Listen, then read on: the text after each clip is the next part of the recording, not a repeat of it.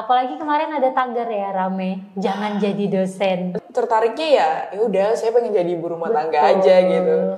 Teman-teman tuh kalau dikasih uang jajan nyatet nggak sih duitnya habis kemana?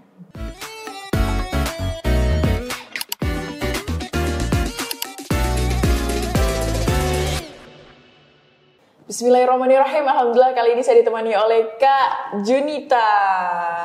Nah kalau saya manggilnya sih Kak DJ ya, karena memang lebih akrab panggil Kak DJ gitu. Tapi bukan DJ yang itu ya teman-teman. Bukan. Tapi memang Junita tuh. Junita DJ-nya tuh ejaan lama. Ejaan lama ya. Kalau Junita mungkin yang modern sekarang kan J aja ya. Doang. Ini ikut nama gitu. Nama bapak kan, kakek gitu. Jadi pakai nama lama DJ. DJ jadi. Padahal kelahiran 91 ya. Bukan zaman kolonial. Milenial ya malah. Padahal milenial. Iya, milenial malah ya, tapi tetap DJ gitu. Iya. Soalnya kan kalau zaman dulu memang D dulu ya Kak ya. DJ. Tapi kalau sebelum nanya-nanya nih. Mungkin saya perkenalan dulu. Jadi Kak Junita ini teman-teman adalah seorang dosen di salah satu universitas di Kota Pontianak, yaitu Universitas Tanjung Pura. Beliau adalah seorang dosen yang mengajar di akuntansi manajerial ya Kak, jurusannya untuk di Fakultas Ekonomi dan Bisnis. Halo Kak. Ya, halo Kak. Aduh kayaknya saya telat nyapa nih ya, udah nanya-nanya dulu nih. Udah keburu ngobrol dulu, udah terlalu akrab. Mungkin kayak gitu. Kak, hari ini gimana kabarnya? Alhamdulillah hari ini baik-baik saja semuanya. Kita nih lagi syuting untuk podcast ya di tengah hari. Di bulan puasa. Tetap semangat ya puasanya kayak. Tetap semangat. Walaupun ya begitulah. Ya walaupun karena kalau di Pontianak ini kan garis khatulistiwa ya Kak ya. Jadi panasnya luar biasa ya. Yang bikin setiap ngelihat postingan yang berair-air itu seger gitu. Kayaknya meskipun di kota-kota Bandung yang sejuk kayaknya juga sama aja sih Kak. Apalagi kan kalau di bulan-bulan tertentu yang dimana bayangan kita udah nggak ada di Kota Pontianak kan itu terik banget. Dan itu sebenarnya Maret itu termasuk bulan yang panas. Saya September lupa. kalau Maret September ya. Saya lupa juga sih tanggal. Menikmati puasa di tengah harinya Pontianak itu maknyus. Garis khatulistiwa saat nggak ada bayangan lagi udah kita tuh kayak gitu.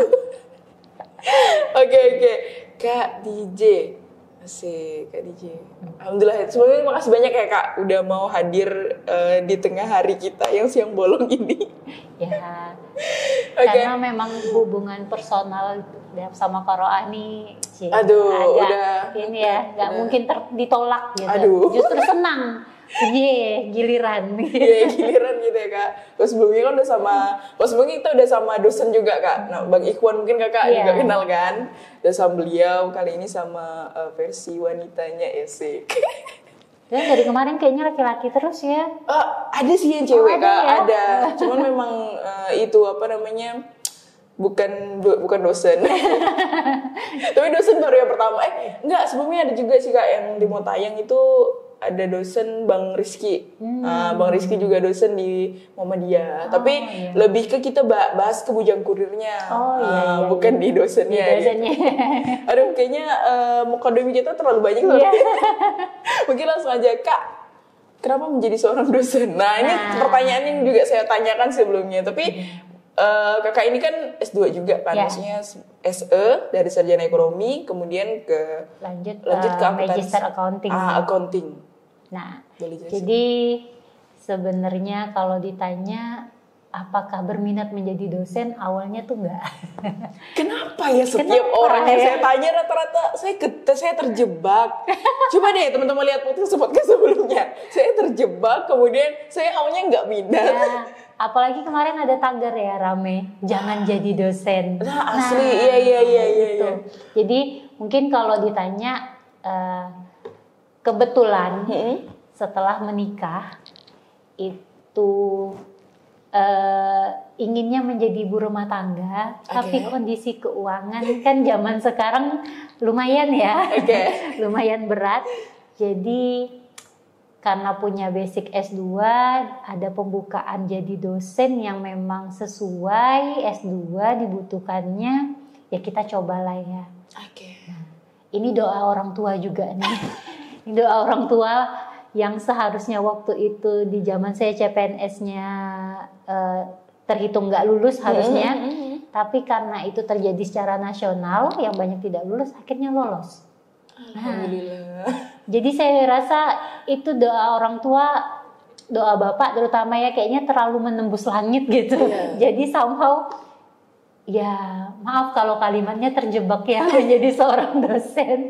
Jadi beneran padahal niatnya hanya mencoba. Iya, karena memang awalnya kan tertariknya ya udah saya pengen jadi ibu rumah tangga aja gitu. Namun biar gimana pun ya udah jalannya. Ya sudah jalannya. Gitu. Tadi doa orang tua. Nembusnya ke langit agak berat jalur orang dalam itu. Ya Allah jadikan anak aku PNS ya Allah. Ya itu doanya tuh terlalu mujarab. Jadi akhirnya meskipun di awalnya mungkin nggak minat ya ujung-ujungnya ada aja jalannya. Betul. Ya. Nah bahkan tuh di detik saya mau ujian, kan ngobrol nih sama peserta yang posisinya dia itu sudah honorer di Untan. Beliau menjelaskan ke saya. Oh jadi dosen itu yang dikerjain selain ngajar itu ada penelitian, ada tridharma, ada tugas tambahannya. Dan kalau sebagai perempuan tuh mungkin 24 jam terasa kurang. Wah gitu ya kak ya. Wah di detik itu setelah pengumuman saya gak lulus passing grade, itu saya senang. Oh syukurlah saya nggak akan merasakan beban berat itu. Saya pikir seperti itu kan. Padahal itu baru omongan orang doang ya kak ya. Itu baru omongan orang. Tapi melihat cara beliau berbicara itu terlihat sekali bahwa memang lelahnya jadi dosen itu ternyata ada gitu. Ya walaupun kita mungkin bisa kita bahas positifnya ada juga lah ya jadi dosen seperti apa. Apalagi yang perempuan ya. Jadi ya di situ tahu-tahu yang harusnya nggak lulus jadi lulus, terus waktu lanjut ke tahap berikutnya yang dicari 4, yang datang emang 4, jadi ya sudah akhirnya secara resmi menjadi seorang dosen. Wah, menarik sekali ya kisah-kisah kakak ini menjadi seorang dosen ya. Oke, tapi kakak sampai S2 loh kak. Maksudnya kirain memang benar-benar mau jadi tenaga pendidik gitu. Dari awal kakak sampai S2 gitu. UGM lagi kan? Iya. Ya S1-nya di mana yang pertama? Jadi S1 saya tuh di akuntansi Untan. Nah, baru kemudian kerja sebentar. Nah, cuman orang tua kurang setuju kalau kerja aja nih gitu. Karena waktu tapi itu sebelum nikah ya? Sebelum nikah. Udah kerja, saya waktu itu kerjanya di rehabilitasi untuk nabzah. Nah, mungkin karena menurut orang tua kalau bukan PNS, BUMN atau BUMD itu kayak nggak kerja ya. Jadi beliau agak kurang suka nih gitu. Padahal waktu itu waktunya juga fleksibel kan, masih bisa macam-macam lah gitu kan. Nah akhirnya disuruh lanjut. Oh ya udah saya bilang saya habiskan kontrak dulu, saya lanjut. Tapi saya punya syarat, saya bilang. Syarat saya nggak mau S2 di Pontianak. Saya bilang. Jadi saya mau tapi di UGM. Emang udah statement ya, maklum itu impian yang tidak kesampaian waktu S1-nya. S1-nya kakak pengen di UGM sebenarnya. Waktu itu udah ikut untuk yang mandiri tuh di UGM-nya kan. Tapi ya itu nggak lolos, maklum agak pede. Kedokteran yang dipilih. Nah jauh ya ininya ya, shiftnya ya. Nah jadi lanjutlah akhirnya deal sama orang tua. Saya lanjut kuliah karena males juga ya kalau mendebat orang tua karena kita ya ngerasa mungkin waktu itu saya ngerasa kenapa sih seperti ini gitu ya. Tapi lama-lama ya mungkin memang udah takdirnya ya jalannya kayak gitu didoain dan segala macam akhirnya alhamdulillah yang di UGM lolos gitu jadi bisa lanjut. Ternyata begitu. Ternyata memang ada dorongan orang tua juga ya kak ya untuk pendidikan kakak sampai S2 ini gitu. Karena kan biasanya gini kak, kalau orang udah sampai S2 itu kan memang ada tujuannya gini. Meskipun ya menjadi seorang ibu rumah tangga itu memang luar biasa juga ya Kak ya. Luar manifestasinya juga luar biasa gitu. Oke, kalau Kakak ini kan ngajarin akuntansi manajerial. Nah, mungkin boleh dijelasin dikit nggak? Akuntansi manajerial itu sebenarnya apa sih? Jadi kalau misalnya ditanya nih teman-teman mungkin taunya kalau akuntansi itu bikin laporan keuangan. Ya nggak salah sih, ya benar. Memang iya kan? Tapi... Emang iya. Nah kalau kemudian ada yang jurusan manajemen ya, itu kan ngomongin banyak hal juga sebenarnya di manajemen. Nah tiba-tiba di tengah ada nih yang namanya akuntansi manajemen atau akuntansi manajerial, di mana sebenarnya kita tetap mencatat sesuai yang di akuntansi tadi punya prinsip-prinsip dasar akuntansi, kita mencatat, tetapi kita mencatat untuk kebutuhan informasi manajerial. Nah, maksudnya kayak gimana? Nah, itu kalau misalnya kita sederhanain, contoh nih ada di dalam sebuah bisnis.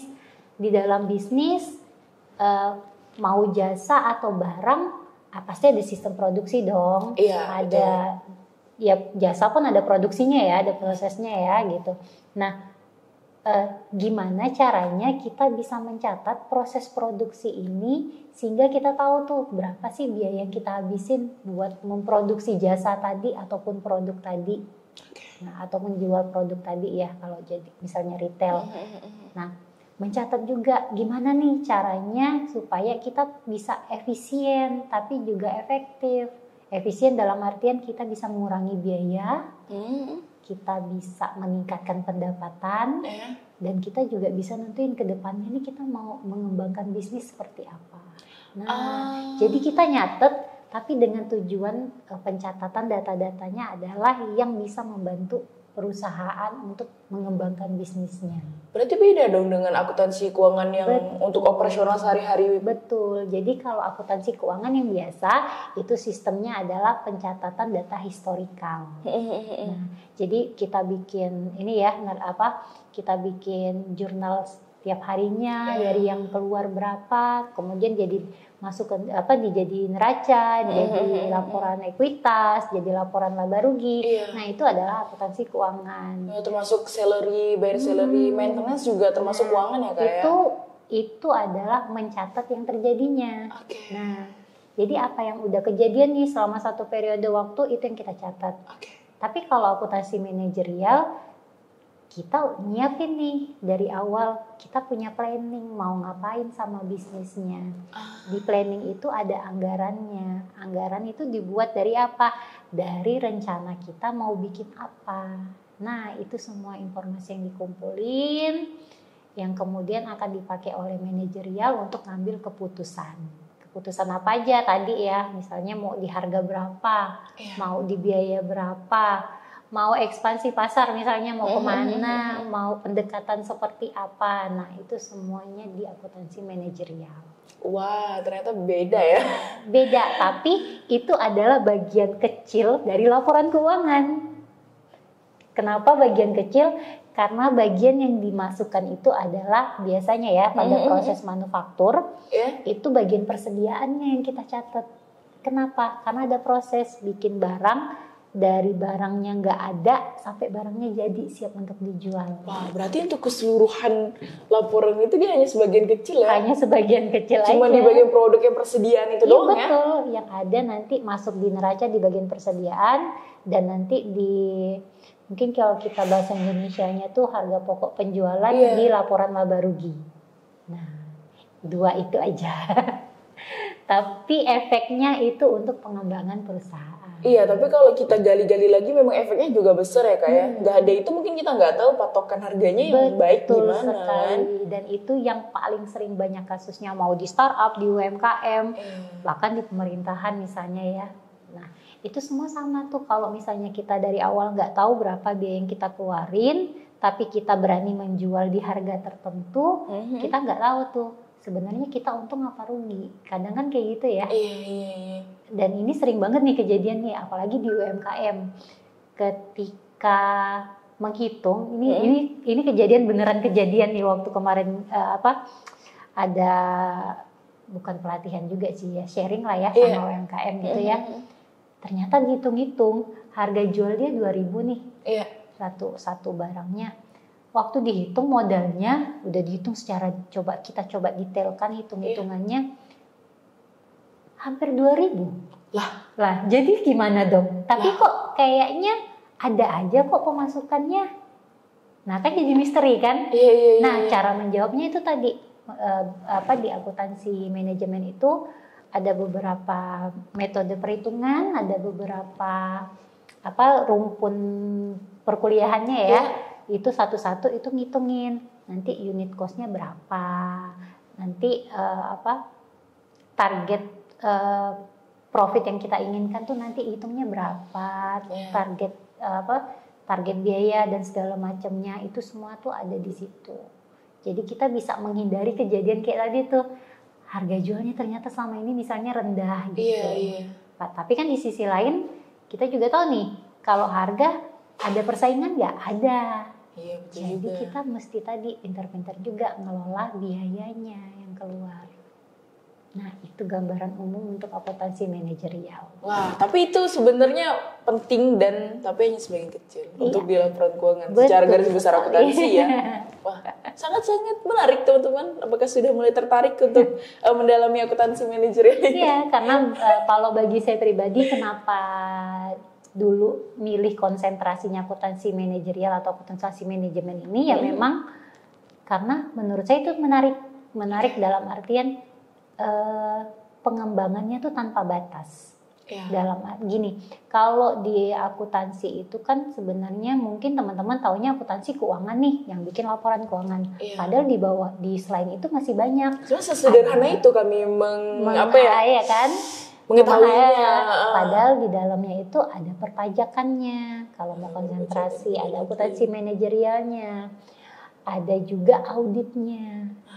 Audit keuangan dan segala macamnya. Padahal itu banyak tuh gitu. Nah, kalau saya pribadi memang sebelumnya pernah nyoba ini ya magang lah ya jatuhnya ya karena nggak bekerja secara resmi. Magang di KAP kantor akuntan publik itu pernah ngerasain nih ngaudit gitu. Pernah ngerasain juga kan implementasi untuk misalnya ERP gitu kan, Enterprise Resource Planning dan segala macam. Nah, dari yang saya rasakan waktu itu ngerasa bahwa akuntansi manajemen tuh bisa loh mengcover semuanya sebenarnya gitu. Ilmunya tuh luas banget gitu. Walaupun tadi hanya bagian terkecil aja kan dalam pelaporan keuangan. Tapi itu menarik. Kenapa? Karena dia tidak seperti akuntansi keuangan yang punya dasar-dasar yang harus diikuti. Kalau akuntansi keuangan tuh udah jelas tuh ada frameworknya, ada frameworknya lah ya. Jadi kalau misalnya A harus dicatat sebagai apa, nah itu semua ada. Tapi kalau di akuntansi manajerial kita tergantung nih, kita butuh data untuk apa. Nah, dan itu akan kita kelola sehingga data itu memang bisa mensupport kebutuhan dari manajerial. Karena simpelnya kalau untuk akuntansi manajerial ini kan sangat penting untuk ketika kita membuka bisnis ya kan Kak. Sedangkan keuangan ya selagi perusahaan itu ada, tentunya akuntansi keuangan ada. Terus selagi perusahaan itu tidak ada, bisa jadi akuntansi keuangan juga tidak ada ya kan. Jadi, namun untuk mendirikan awalnya kita butuh yang akuntansi manajerial. Justru itu karena tadi berdasarkan planning kan, planning, do checks dan juga evaluate gitu. Nah itu semua bisa dipelajarin di ranah di akuntansi manajemen atau akuntansi manajerial tadi. Tapi kalau kakak memandang ini bukan sebagai mungkin kakak sebagai dosen akuntansi ya, tapi saya pengen tahu pandangan kakak secara luas mengenai akuntansi itu sendiri di kehidupan sehari-hari gimana sih? Kalau saya pribadi nih sering banget ngomong sama mahasiswa, teman-teman tuh kalau dikasih uang jajan nyatet nggak sih duitnya habis kemana? Nah itu saya sering tanyain kayak gitu. Kenapa? Tapi mungkin uang jajan kan nggak seberapa mungkin ya Kak? Iya, tapi punya prinsipnya gini. Kalau kita nggak bisa ngelola uang yang kecil, gimana kita bisa ngelola uang yang besar? Prinsipnya gitu. Nah prinsipnya kan kayak gitu. Ada pembahasan seperti itu. Nah jadi kalau misalnya sehari-hari sebenarnya akuntansi itu penting buat dilakukan. Kenapa? Karena bagi kita kan rezeki itu titipan ya. Dan kita harus mampu mengelola itu dengan baik gitu. Kalau kita nggak nyatet, kita main keluar-keluarin, kalau misalnya memang hanya milik pribadi enak ya gitu ya, bisa bebas-bebas aja nih, ngerasa kalau duitnya nggak habis-habis gitu ya. Tapi kan setiap manusia itu punya limit ya, saya rasa ya, rezeki itu kan tergantung kita bisa nggak ngejemputnya, memang itu rezeki kita atau bukan gitu kan. Nah, kalau misalnya kita nggak, bagi saya kalau ketika saya nggak mencatat, saya nggak tahu berapa yang selama ini saya dapati, maka kalau misalnya habis, saya juga akan bingung dong.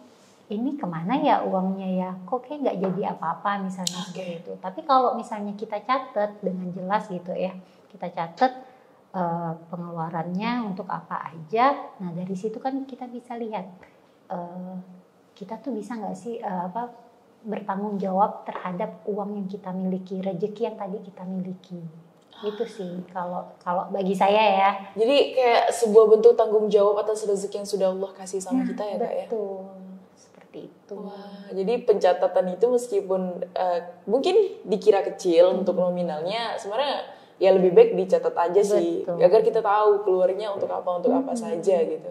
Tapi banyak Kak, bahwa teman-teman saya nih berstatement gini, gimana sih mau bikin laporan keuangan kalau uangnya gak ada? Banyak banget yang bikin statement kayak gitu. Menurut Kakak gimana?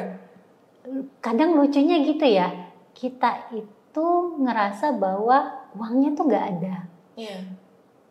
Tapi kalau ditanya bisa hidup gak?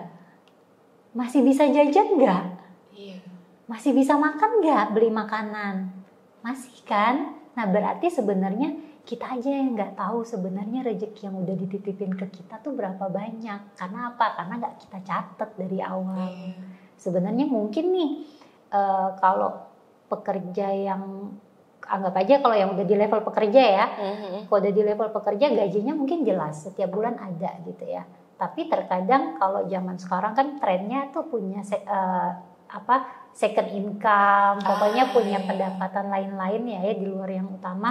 Nah itu kalau nggak dicatat kan kita nggak ketahuan juga berapa sebenarnya. Iya Atau juga nih sih. mahasiswa, ini paling sering nih. Saya pernah waktu itu penelitian sama teman, kita kan punya kebiasaan ya di Pontianak itu nongkrong di coffee shop. Coffee shop atau warkop lah gitu ya. Pontianak banget sih itu.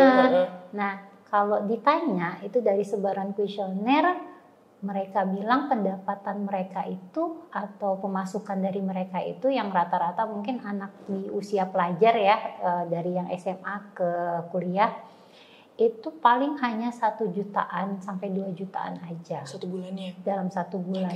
Itu pun masih untung ya mereka mau bisa dapetin segitu punya punya ingatan bahwa mereka dapatnya segitu gitu. Tapi coba cek deh kalau perilakunya kayak gimana. Sering ke coffee shop itu seminimal habis 20.000 loh dalam sehari. Kita dalam seminggu berapa kali? Iya sih. Nah, coba deh kalau misalnya kita dari awal nggak nyatet itu, bagi saya kita nggak tahu sebenarnya selama ini nih kita dapat duitnya berapa gitu. Misalnya nih contoh ya, misalnya mahasiswa aja deh. Kalau saya tanya, ngecek gak sih kadang kalau misalnya minta uang ke orang tua, ngerasa tanggung jawab gak sih terhadap uang yang diberi? Pasti jawabannya enggak lah Bu, kan hak kita, kan kewajiban orang tua. Logisnya kan gitu ya. Tapi itu balik lagi, kalau misalnya memang, kalau kita mikirnya agak jauh nih ya, kalau memang orang tua alhamdulillah punya rezeki yang cukup untuk mencukupi mereka, mungkin dari uang jajan itu ya santai aja nih mereka keluarin terus gitu. Selama ini tanpa bertanggung jawab nih terhadap keuangan mereka nih dari uang yang diberikan. Tapi ketika mereka harus berdiri sendiri nanti di kemudian hari, entah karena apapun itu, ketika nggak nyatet nih, nggak tahu sebulannya dapat berapa, nggak tahu biasanya pengeluarannya untuk apa aja, maka dia akan bingung untuk istilahnya mencoba untuk memastikan bahwa berapa sih sebenarnya yang saya butuhkan untuk tetap bertahan hidup setiap bulannya. Misalnya kayak gitu. Karena tadi kalau nggak dicatat ya tadi balik lagi kita nggak tahu habit kita itu seperti apa. Nah balik lagi ya, pencatatan itu tuh nggak cuma tadi kita bertanggung jawab, tetapi juga tadi kita bisa melihat habit ataupun bukan tren sih, apa istilahnya, kecenderungan kita dalam menghabiskan uang itu kemana aja sih. Nanti bisa dilihat nggak? Lebih sering yang bermanfaat, apa yang nggak bermanfaat? Biasanya ke makanan sih Kak. Nah, ya sama sih. Iya kan? Nah, iya. Nggak bisa tuh lihat orang kok udah jualan Betul. yang aneh-aneh pasti mau aja, memang masuk aja itu. Nggak lihat sehat apa enggaknya. Nah, padahal kita mau sehat atau enggak itu tergantung dari apa yang kita makan kan. Iya betul. Kalau mau beli makanan keluar duit nggak? Keluar duit. Terus dicek nggak makanannya seperti apa, misalnya seperti itu. Iya Nah, betul, itu betul. sebenarnya ya prinsip standarnya kenapa wajib dicatat. Ya pada dasarnya tadi sih kita mau ngecek apa yang terjadi di belakang. Kebayang nggak kok selama ini dunia tuh nggak ada tukang catat ya, mau itu catatan keuangan atau catatan biasa gitu. Nggak tahu sih. Kita nggak tahu kan ada apa tuh dulu di luar sana. Iya, betul. Kejadian di zaman dulu tuh seperti apa kisahnya misalnya. Iya. Jadi asal mula ya mungkin ya, asal mula kenapa pencatatan itu penting, nggak cuman di keuangan nih tapi juga di kehidupan, karena tadi dari situ kita bisa ngelihat selama ini nih ya tadi rezekinya dihabiskan buat apa, berapa aja yang udah dititipin ke kita. Jadi tentunya meskipun mungkin kita mahasiswa yang belum ada penghasilan tetap, ya buatlah catatan keuangan. Betul. Apalagi kita yang udah punya penghasilan mungkin ya Kak, yang sudah berkeluarga. Tanggung jawabnya lebih besar itu. Tentunya nggak tahu ya, mungkin setiap individu pasangan suami istri kan dia punya sistem keuangan yang berbeda. Mungkin ada yang memang udah full istrinya yang ngurus, mungkin suaminya lebih setuju demikian, atau suaminya aja ngurus tapi udah dijatah-jatah sekian-sekian. Tapi tetap lebih baik mungkin kita sebagai seorang istri, sebagai perempuan atau sesama dengan suami kita untuk membuat laporan catatan keuangan juga ya Kak ya. Nah kalau itu wajib bagi saya. Kenapa? Karena kalau ketika kita udah berumah tangga, apalagi sudah punya anak, nah kita itu punya PR untuk memastikan bahwa anak kita itu bisa kita hidupi dengan layak. Iya. Karena balik lagi kan tadi anak juga rezeki kan, Betul. titipan dari Karunia Tuhan yang ke luar kita biasa. gitu. Betul. Nah, jadi makanya kadang ya kenapa ya zaman sekarang trennya agak menurun ya, orang pengen punya anak karena memang tadi orang udah mulai sadar bahwa tanggung jawab kita terhadap anak itu sangat besar. Besarnya itu mau anak kayak gimana kondisinya tetap tanggung jawab orang tua kan. Betul. Nah gitu, kecuali ya kalau perempuan ya adalah ya sudah jadi tanggung jawab suaminya seperti itu. Nah ketika suami istri nih mereka sudah punya kehidupan masing-masing, sudah lepas tuh seharusnya dari tanggung jawab orang tua ya, dari tanggung jawab orang tuanya. Nah di situ sama tuh posisinya, mereka juga wajib yang namanya tahu kan kondisi keuangannya. Kenapa? Karena mereka baik itu yang belum atau yang sudah memiliki anak itu tetap harus mampu mengelola keuangan itu untuk memastikan, kan ada istilahnya ya, kita itu beribadah seolah-olah besok akan meninggal. Dan kita tuh bekerja seolah-olah kita akan hidup 1000 tahun. Nah kalau kayak gitu kan kenapa ya, bagi saya ya, pandangan saya ketika disampaikan seperti itu kan berarti kita nggak tahu nih nasib kita seperti apa, dan 1000 tahun itu mungkin sebenarnya bukan ngomongin kita hidupnya, tetapi legasi kita, keturunan kita. Dan saya ini benar-benar ngerasain ini dari almarhum ayah saya, bapak saya, karena beliau selalu menyampaikan, beliau itu walaupun tidak belajar akuntansi, tetapi beliau punya buku yang isinya adalah pengeluaran beliau. Wah, dari tahun berapa tuh Kak? Itu dari tahun beliau. Awal nikah mungkin ya? Oh enggak, dari sebelum itu, malah jauh sebelum menikah. Wow. Ya cuman memang memang sih kondisinya bapak saya itu menikahnya di usia yang sangat muda ya, kan zaman dulu bapak saya sekedar informasi itu memang beneran zaman kolonial ya lahirnya. Jadi dia ngerasain zaman Belanda dan juga zaman Jepang itu beliau ngerasain itu. Nah, jadi karena ada kejadian ayahnya kakek saya berarti ya itu meninggal. Nah, disitulah ngerasa bahwa tanggung jawab terkait keuangan itu besar banget. Kenapa? Karena pada akhirnya harus sampai ini nenek saya itu sampai harus ngejualin baju-baju dan segala macam hanya untuk menghidupi. Survive ya kayak. Harus survive seperti itu. Lalu mulai bekerja. Nah, mungkin akibat dari kondisi seperti itu dulu bapak saya itu punya habitnya adalah selalu mencatat keuangannya. Masuknya berapa, keluarnya berapa. Itu selalu dicatat. Dan buku itu kemarin waktu ketika beliau sudah berpulang, kan kita bongkar ya barang-barangnya ya gitu kan. Kita rapiin gitu. Dan catatan itu masih ada. Bahkan catatan pengeluaran beliau untuk membiayai saya selama S2 itu ada. Itu terpisah bukunya?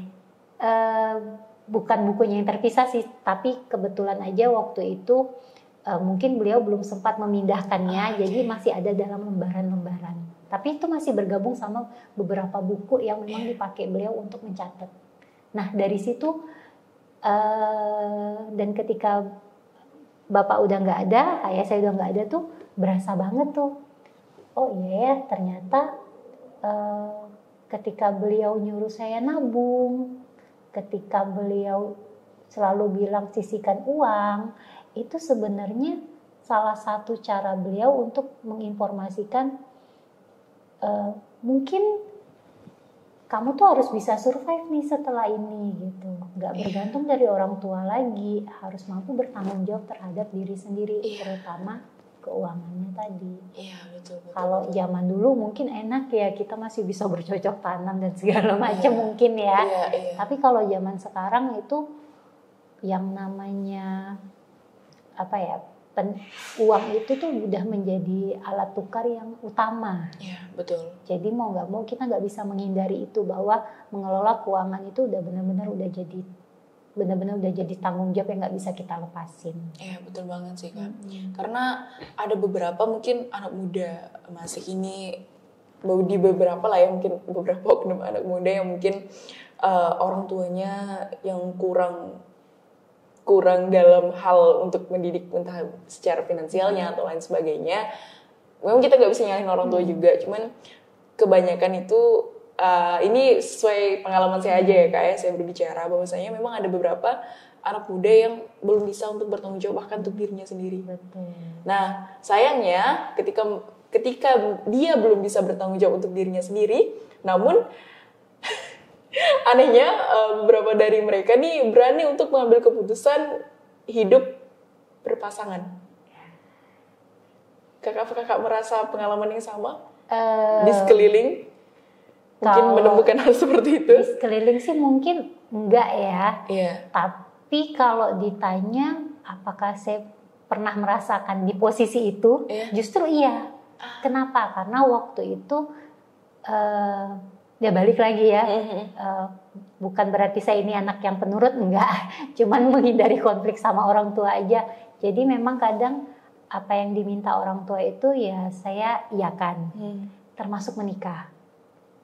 Nah jadi kalau ditanya apakah waktu itu kondisinya kami siap untuk menikah, mungkin jawabannya enggak. Karena kami ngerasa kami belum dewasa dan kami belum mampu bertanggung jawab terhadap diri kami sendiri. Berarti belum siap di semua hal? Belum siap sama sekali. Karena kalau kami pribadi, kami itu masih full disupport orang tua sebenarnya. Waktu itu. Walaupun suami saya waktu itu sudah bekerja duluan ya. Tapi kami ngerasa bahwa sebenarnya kami masih full support dari orang tua nih gitu. Dan saya pun ngerasa bahwa saya bisa melakukan proses pencatatan keuangan dan segala macam itu, mengelola itu justru karena tadi posisi saya jadi dosen. Iya.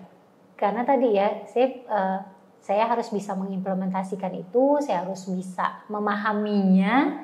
Jadi tadi mulai terbuka tuh mulai lebih bagus lah gitu ya, untuk diri sendiri, bermanfaat untuk diri sendiri. Dan itu pun yang saya coba untuk informasikan ke mahasiswa kadang di kelas. Nah, dengan kondisi keuangan yang seperti itulah, dan itu juga jadi salah satu dorongan kan tadi saya bilang kenapa saya memilih bekerja gitu daripada, padahal niat awalnya adalah menjadi ibu rumah tangga, udah di rumah aja gitu kan sebenarnya.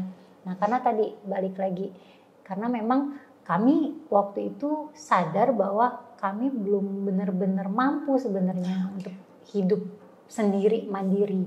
Kenapa? Karena bayangin aja kalau hidup hanya berdua ini, kita itu satu, biaya listrik kita yang tanggung sendiri, biaya makan kita udah tanggung sendiri, apalagi mau jajan-jajan gitu kan. Dan ketika itu kan wajib ya, istri itu menjadi tanggung jawab suami, sudah berubah langsung menjadi tanggung jawab suami. Nah, di posisi itu kan sebenarnya ketika nggak siap secara keuangan itu memang benar kalau di kami itu juga sempat bermasalah jadinya, dalam artian ya tadi kan kita mau nggak mau ya gimana nih mikir bisa menghidupi diri sendiri dulu gitu. Iya, menarik sekali, ini kisah hidupnya luar biasa ya teman-teman. Karena ya bisa dibilang kita hidup memang kebanyakan untuk pasangan ini balik-balik lagi ya Kak, memang diujinya di situ. Terkadang memang kan kita bahas akuntansi, kita bahas finansial, keuangan, tentunya nggak jauh dari hal itu kan. Kalau kita korelasikan dengan kehidupan, tentunya ya seperti ujian-ujian kebanyakan yang disampaikan bahwa memang 1-5 tahun pernikahan mungkin diuji itu. Maka tentunya teman-teman yang baru menikah wajib untuk membuat laporan keuangan sekecil apapun itu, mungkin bagi teman-teman, atau sebesar apapun itu, tentunya kita butuh tuh ya namanya laporan keuangan ya Kak ya. Oke, ngomongin akuntansi, tentunya tak terlepas saya ingin bertanya mengenai prinsip Islam di akuntansi itu seperti apa sih Kak? Kalau misalnya prinsip sendiri ya, kalau sekarang sih ya teman-teman juga di dunia akuntansi itu sudah ada yang namanya standar akuntansi syariahnya juga. Jadi memang sudah ada bentuk pelaporannya itu yang disesuaikan dengan syariat Islam. Termasuk bahkan di perkuliahan itu ada yang namanya akuntansi syariah. Sekarang teman-teman itu sudah ada perkuliahan itu, cuman memang belum menjadi prodi baru gitu. Nah, memang kalau misalnya ditanya, pada dasarnya kalau kita lihat ya, ini kalau teman-teman terinspirasi lah ya dari kisah Nabi Muhammad kita, beliau itu kan termasuk pebisnis ya. Iya, betul. Nah, beliau kan termasuk pebisnis dan istrinya juga justru yang waktu itu yang setahu saya ya, mohon dikoreksi juga. Nah, setahu saya justru waktu itu Siti Hadijah adalah orang yang cukup terpandang dalam hal bisnis. Nah, mungkin nggak, ini logika aja ya, mungkin nggak orang tuh bisa sukses dalam berbisnis kalau mereka nggak melakukan proses pencatatan keuangan bisnisnya tadi. Balik ya ke prinsip ke mata kuliah saya yang saya ampu tadi, akuntansi manajerial gitu. Kalau dari awal dia ngejualin barang tapi nggak tahu harga perolehannya berapa, rugi nggak? Pasti rugi kan, nggak bakal bisa untung nih gitu. Nah, sekarang mungkin prinsipnya di zaman dulu sama zaman sekarang sama tuh. Kelihatan suksesnya itu kan kalau tadi ya kelihatan nih hasil dari usaha dagangnya. Hasilnya udah ada gitu. Bagi saya sih ya dari kisah itu cukup menginspirasi, karena ketika berbisnis tidak mungkin sama sekali bisnisnya itu cuma dijalan-jalankan saja. Nggak mungkin beliau bisa menjadi orang yang dipandang, terutama di sisi di istri Nabi Muhammad ya, Siti Hadijah itu nggak mungkin bisa terpandang kalau dia tidak punya sistemnya sendiri dalam menjalankan bisnis. Tentunya catatan transaksi keuangan nggak mungkin sama sekali. Nggak mungkin dia bisa sukses kalau seandainya dia dari awal dia oh ya udah saya beli barang sekian jual aja beres. Kayaknya nggak mungkin ya kalau maksudnya cuma dicatat di kepala doang. Kan nggak mungkin, nggak tahu jadinya duitnya dari mana-mana aja gitu misalnya seperti itu. Nah, salah satu keunggulan, mungkin bukan keunggulan sih ya, di dalam pencatatan keuangan pun kalau boleh nih saya bilang ketika kita harus mencatat dari mana saja sumber pendapatan kita, itu kan kita juga jadi tahu sumber-sumber yang boleh dan tidak bolehnya itu iya dari juga mana sih, aja. betul. Nah, asalkan semuanya dicatat ya Kak iya, ya. apalagi tadi dalam konteksnya adalah bisnis. Iya. Nah, nggak mungkin tuh kalau dalam bisnis tidak melakukan proses pencatatan seperti itu untuk yang bisnisnya ingin sukses tadi. Iya. Sangat tidak mungkin bagi saya ya, menurut saya. Karena data kan penting banget juga ya Kak ya. Data sangat penting di situ. Dan seingat saya ya, karena saya juga hanya sekali aja mengantar akuntansi syariah itu, ya seingat saya prinsip-prinsip pencatatan ini memang sudah ada dari zaman Rasulullah tuh sudah ada. Mungkin bahkan jauh sebelum itu gitu. Iya. Seperti itu. Nah, ngomongin akuntansi ini kayaknya kita udah lumayan banyak. Dari akuntansi secara umum sampailah kita bawa ke kehidupan sehari-hari, tentunya laporan keuangan sangat penting kita tekankan lagi ya Kak ya. Nah, tapi untuk kakak sendiri nih, nah kakak kan adalah seorang ibu 2 anak ya, seorang ibu, seorang istri dan juga seorang dosen, sibuk banget tentunya. Cara bagi waktu itu kan pasti manajemen waktu kakak dan suami itu sudah punya alurnya. Laporan keuangan aja beralur kan, apalagi mungkin waktu seperti itu. Nah, kalau kita ngomongin soal karir seorang wanita, menurut kakak sendiri, kakak memandang karir wanita itu seperti apa? Karena tuntutan zaman sih ya. Sebenarnya kalau ditanya karir wanita ya, kalau kita lihat dari prinsip, tadi kita sempat ngobrol ya, sebenarnya ya wanita itu di rumah aja sebenarnya tuh sudah cukup gitu. Sebenarnya. Karena memang fitrahnya wanita ya Kak ya. Karena lebih aman juga ya sebenarnya ya. Dan kalau ditanya di awal nikah, itu saya sempet tuh 2-3 bulan tuh betah banget di rumah, introvert soalnya. Nah, introvert jadi dosen dong. Kebayang energinya habis gitu.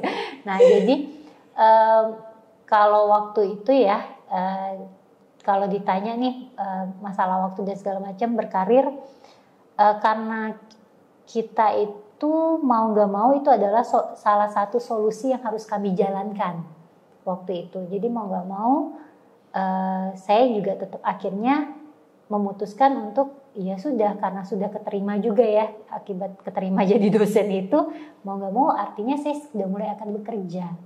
Nah jadi dari mulai situlah saya ngerasa bahwa mungkin karena zaman yang sudah sangat-sangat berbeda saat ini, tuntutannya itu akibat tadi kita sekarang uang adalah bahan tukar menukar yang paling utama saat ini gitu. Sehingga mau nggak mau terpaksalah gitu. Saat ini nggak mungkin akan sangat-sangat kesulitan kalau hanya dari satu keluarga itu hanya satu saja yang punya pendapatan. Nah, itu logikanya kayak gitu ya. Logikanya seperti itu, menjadi sangat sulit. Apalagi misalnya nih, jangankan yang satu pendapatan, yang 2 pendapatan aja kadang kalau dengar cerita di luar itu ngos-ngosan juga kan, apalagi sudah punya anak. Nah ini saya juga ngerasain karena sekarang punya anak 2 yang umurnya berdekatan. Itu artinya biaya-biaya seperti pampers dan segala macam jadi 2 kali lipat. 2 kali lipat gitu, nggak ada jeda itu. Nah itu juga cukup sulit. Tapi di luar dari masalah keuangan itu tadi Kak yang sempat Kak dia sampaikan masalah waktu ya. Nah menghabiskan waktu pun itu kan sebenarnya kalau bagi saya waktu itu kan sama dengan uang ya. Kalau bagi saya prinsip saya waktu itu sama dengan uang. Jadi ketika saya harus mencari uang itu yang saya korbankan adalah waktu. Waktu dengan siapa? Waktu dengan anak, waktu dengan suami. Nah, karena kondisinya kalau saya pribadi ini mungkin positifnya ya jadi dosen gitu. perempuan menjadi seorang dosen itu salah satu positifnya adalah waktu yang lumayan fleksibel. Kita memang menjadi dosen itu tuntutannya banyak banget dari segi waktu dan segala macam, belum lagi tugas tambahan. Mohon maaf ya para mahasiswa yang kadang saya nggak masuk gitu. Nah, tuntutannya itu memang banyak pada waktu, sehingga kami di keluarga saya ya, itu saya dan suami itu berprinsipnya seperti ini. Kita punya dua pilihan. Satu, kita hidup dengan uang yang ada dulu, tapi kita menghabiskan waktu dengan anak-anak. Atau yang kedua, nggak apa-apa kita menyisihkan sedikit waktu, kehilangan waktu dengan anak-anak, tetapi sebagai kompensasinya masa depan anak itu sudah kita tabungkan. Uang untuk masa depan anak itu sudah kita tabungkan. Jadi kami saat ini memang berjalannya seperti itu. Jadi seandainya nih suami mendapatkan pekerjaan tambahan misalnya di luar dari pekerjaan yang biasanya, dan itu pasti menghabiskan waktu. Karena suami kan kerjanya dari jam 7 sampai jam 4 ya. Nah, itu sudah pakemnya gitu. Dan kalau ada pekerjaan lain itu kan pasti dikerjain di luar itu. Maka waktu yang dikorbankan adalah waktu dengan anak-anak. Nah, maka di situ artinya tugas saya adalah mengcover waktu dengan anak-anak. Dan sebaliknya, ketika pekerjaan dosen sudah terlalu berat nih gitu kan, terlalu banyak yang harus dikerjakan, apalagi pendidikan, penelitian dan PKM itu kan sebenarnya pekerjaan yang lumayan menyita pikiran ya. Nggak selesai hanya dalam satu hari aja gitu. Itu continuous terus-terusan dan butuh waktu. Jadi jadi ketika saya sampaikan bahwa ini saya harus mengerjakan ini nih, mungkin target saya sekitar 2-3 hari. Maka di waktu itu kebalikannya, suami saya akan mengkompensasi waktu yang nggak bisa saya habiskan ke anak-anak, ke anak-anak. Kerja sama tim dong. Jadi kami memang jujur kalau ditanya kerja sama tim kami itu justru membaik setelah kami punya anak. Karena tadi kita punya tujuan yang sama bahwa sekarang fokus kami adalah gimana bertanggung jawab terhadap anak-anak kami. Nah, jadi makanya di situ dari keuangan itu mulai harus muter otak tuh. Kayak gimana memastikan bahwa keuangan di keluarga mencukupi untuk saat ini dan yang akan datang. Dan juga tadi waktu yang kami habiskan untuk anak-anak itu juga cukup untuk mereka. Nah, itu benar-benar itu kami benar-benar mulai memperbaiki itu semua justru setelah punya anak. Karena tadi tujuannya udah beda lagi ya. Iya benar, karena kalau cuma waktu berdua tuh masih kayak pacaran kan. Iya, jadi dan lebih bebas juga ya nggak sih? Iya. Jadi kayak menikah, ya, kalau hanya masih berdua itu ya udah masing-masing punya pemikirannya sendiri. Tanggung jawabnya juga mungkin masih masing-masing gitu ya. Paling kalau misalnya waktu itu seandainya saya menjadi ibu rumah tangga, mungkin ya tadi maka pekerjaan saya adalah ke suami nih. Cuman karena posisinya tidak dan saya harus bekerja juga, jadi ya tadi ada kondisi ya tadi di mana kami seperti hidup ya individu juga nih, individu nih, hanya berdua aja.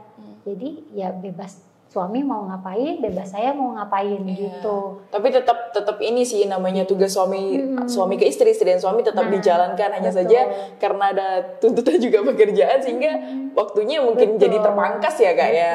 Jadi kadang oh ya udah sih, suami mungkin waktu itu juga karir dulu, saya pun karena waktu itu masih awal bekerja, maka karir dulu nih. Jadi sibuk nih, sama-sama sibuk dengan karirnya masing-masing. Nah, tapi begitu punya anak, dan itu sudah benar-benar berbeda karena tadi tujuannya tadi sudah sangat berbeda. Tujuannya udah beda ya. Tadi awalnya berdua, sekarang sudah berempat, Masya Allah. Iya menarik. Nah, kalau tadi kita udah nyinggung soal waktu dan lain sebagainya, kan di bulan puasa nih. Nah, goals Ramadan kakak dan keluarga bagaimana? Goalsnya tahun ini? Goals tahun ini sih sebenarnya terkadang kami itu yang penting survive aja sih. Karena jujur menghabiskan waktu dengan anak yang hampir umurnya 2 tahun dan satu anak yang masih 3 bulan itu lumayan menguras tenaga. Karena ya kita bekerja ya di kantor juga nggak mau peduli juga ya kayaknya ya, mau punya anak atau gimana gitu, tanggung jawab ya tanggung jawab gitu. Tapi kalau goals untuk Ramadan ini, kalau saya pribadi kan sudah hampir 4 tahun berarti tidak berpuasa, karena posisinya itu hamil, lalu melahirkan dan harus menyusui. Itu anak saya itu yang pertama itu ASI eksklusif 6 bulan dan lanjut sampai 1 tahun. Berhenti karena tadi hamil anak kedua. Dan di tahun ini pun terpaksa tidak lagi ya, tidak lagi puasa karena masih harus memberikan ASI eksklusif. Dan itu lumayan ya, karena sempat sakit dan segala macam. Itu terasa banget sih kalau kurang tidur, kurang istirahat, kurang minum. Kalau di saya kasusnya itu benar-benar mempengaruhi produksi ASI. Nah, jadi goalsnya memang tahun ini kita survive aja dulu dengan kondisinya, karena kita sudah punya 2 tanggung jawab baru.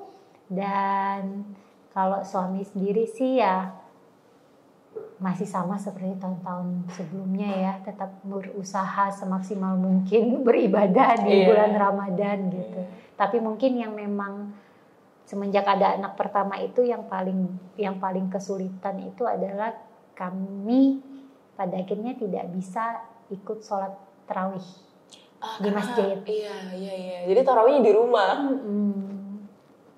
Jadi dan terkadang pun bahkan kalau anak saya yang pertama itu saat ini kan sudah punya jam tidurnya ya, punya jam tidur itu kalau sekarang nih sudah mulai agak malam. Jadi ya terpaksa kadang harus mundur sedikit lah waktunya, karena tadi meladeni dia dulu sampai dia bisa tidur, karena kami lumayan strict ya untuk urusan jam tidur. Jam 8 malam itu sudah tidur, tapi sebelum tidur itu mau nggak mau kami harus menyesuaikan dengan tenaganya dulu untuk dihabiskan supaya dia bisa tidur dengan nyenyak di jam 8. Berarti memang full pada saat mau tidur tuh udah sama anak aja gitu. Iya bener, makanya mohon maaf kalau dari jam 7 malam sampai jam 8 malam saya itu sulit dihubungin ya, karena memang itu mengeladeni anak sampai akhirnya dia tertidur di jam 8. Begitu. Ternyata ya ketika kita mengurus anak memang banyak yang dikorbankan, tapi tentunya hal yang didapat juga besar ya Kak ya.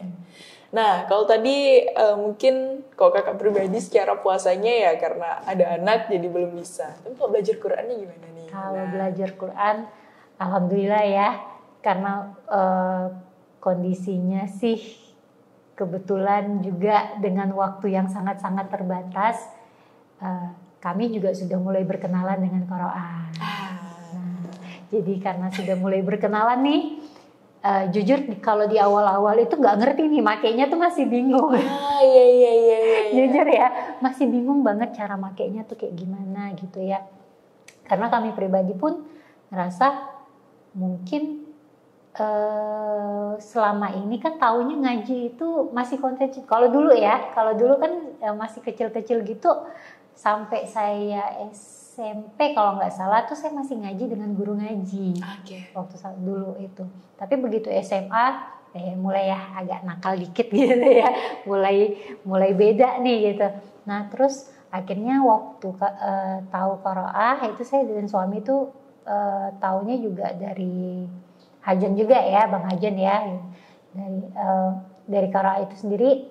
Termasuk suami juga membantu promosiin kan, kemarin sempat bikinin rilis juga gitu waktu masih jadi jurnalis gitu ya.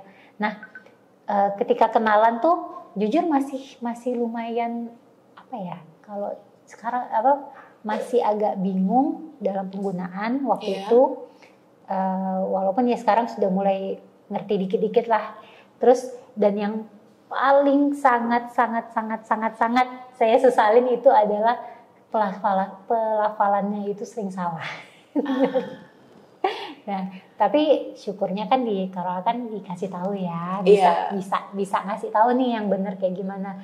Tapi memang jujur kadang sudah kalau yang satu udah bener, salahnya di tempat lain lagi.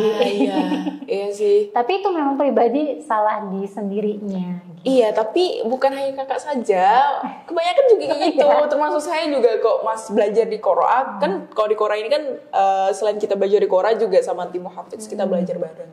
Nah, kok kita yang gunain Qoranya sendiri, ya Qoranya aman-aman kan, kitanya aja memang masih salah pengucapannya, apalagi mungkin huruf ain dan lain sebagainya itu kayak masih susah juga gitu kan, karena memang penting juga kan, mau sesering apapun kita belajar Quran tentunya tetap harus kita gali-gali lagi kan Kak.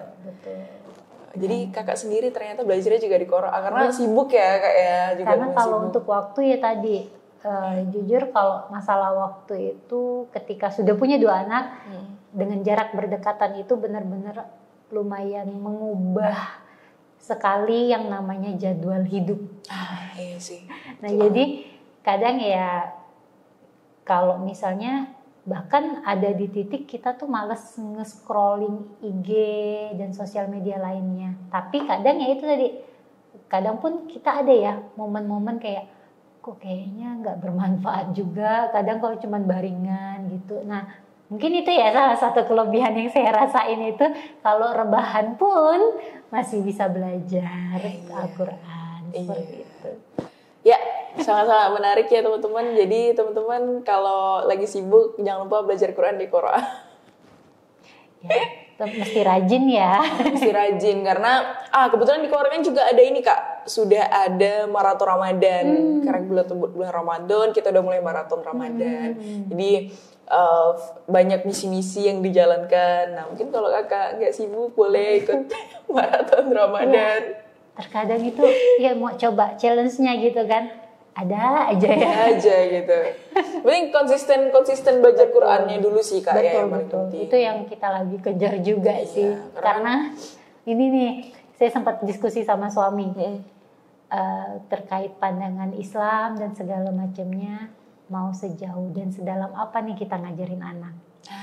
Karena dan itu pun masih dalam pembicaraan ya, jujur itu belum benar-benar final, karena tadi balik lagi hidup lahir sebagai seorang muslim itu kan tentu beda ya, tentu berbeda dalam banyak hal lah gitu, terutama kita ngomongin tanggung jawab juga. Nah jadi ketika kalau zaman sekarang kan lumayan nih banyak sekali pandangan yang akan membebaskan, termasuk saya pribadi ya juga pada akhirnya juga ngerasa bahwa nggak bisa nih memaksakan kehendak anak itu maunya seperti apa, kembali ke dia. Tapi balik lagi kita nggak mungkin tidak mengajari dasar. Nah jadi itu lagi pembicaraan sama suami, seberapa jauh nih kita akan membebaskan anak dan seberapa jauh kita tetap menjaga dasar-dasar yang kita inginkan. Iya. Betul banget sih. Apalagi kalau misalnya belajar Quran ini tentunya setidaknya ya Al-Fatihah tuh dari kita yang ngajarin minimal. Karena kan sayang banget lah Kak kalau misalnya nggak dari kita sebagai orang tua kan, amal jariah nanti ngalirnya ke Quran misalnya dia belajar.